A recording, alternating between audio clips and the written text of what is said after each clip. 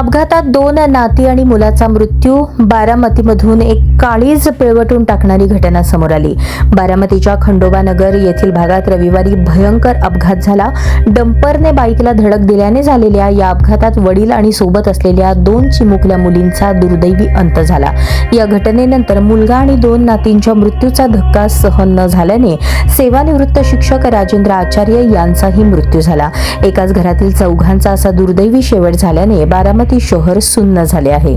समोर आलेल्या माहितीनुसार मालवाहू डंपरने बाईकला दिलेल्या धडकेत वडिलांसह 2 मुलींचा मृत्यू झाल्याची घटना बारामतीत रविवारी घडली होती.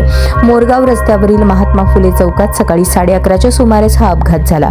या दुर्घटनेत ओंकार आचार्य, सणसर, तालुका इंदापूर, सध्या राहणार मोरगाव रोड, बारामती यांच्यासह त्यांच्या 2 मुली मधुरा वसई यांना आपला जीव गमवावा लागला.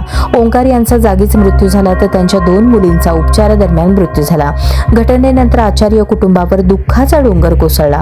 हा धक्का सहन न झाल्याने आणि अपघातात आपला मुलगा आणि 2 नातींनी जीव गमावल्याच्या विरहातून राजेंद्र आचार्य यांचेही निधन झाले.